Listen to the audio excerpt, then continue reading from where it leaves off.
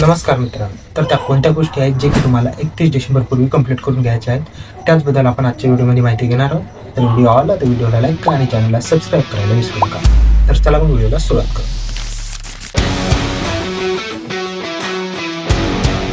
पहिली गोष्ट आहे तुमचं पॅन कार्ड तुमच्या आधार कार्डला लिंक करणे. तुमच्या आधार कार्डला तुमचं पॅन कार्ड जर लिंक नसेल तर ते लिंक करण्याची शेवटची तारीख 31 डिसेंबर ही देण्यात आलेली आहे.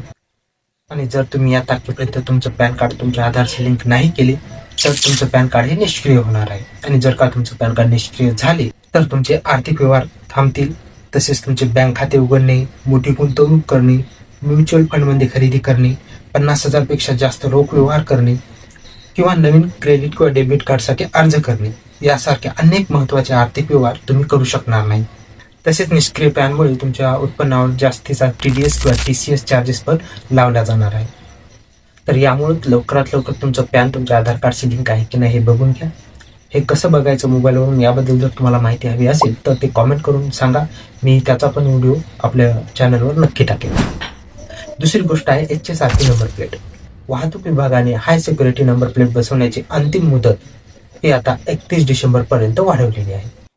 ही त्यांची 5वी वेळेस वाढलेली मुदतवाढ आहे. यामध्ये 1 एप्रिल 2019 पूर्वीची जे काही वाहने आहेत त्यांना ही नंबर प्लेट बसवावी लागणार आहे. सध्या तरी HSRP नंबर प्लेट नसलेल्या वाहनावर कोणतीच कारवाई केली जात नाही, पण 31 डिसेंबर नंतर यांवर दंड आकारण्यात येणार आहे.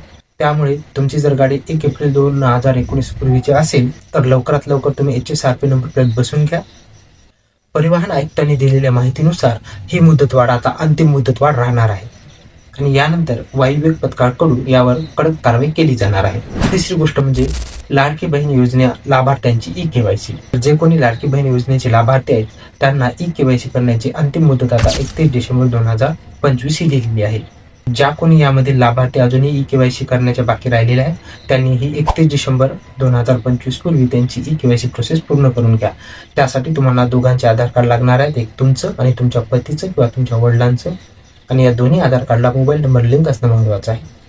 आणि त्यानंतर OTP द्वारे तुम्ही तुमची eKYC प्रोसेस पूर्ण करून घेऊ शकता. तर हे काही गोष्टी आहेत मित्रांनो ज्याची की डेडलाईन 31 डिसेंबर 2025 ही दिलेली आहे.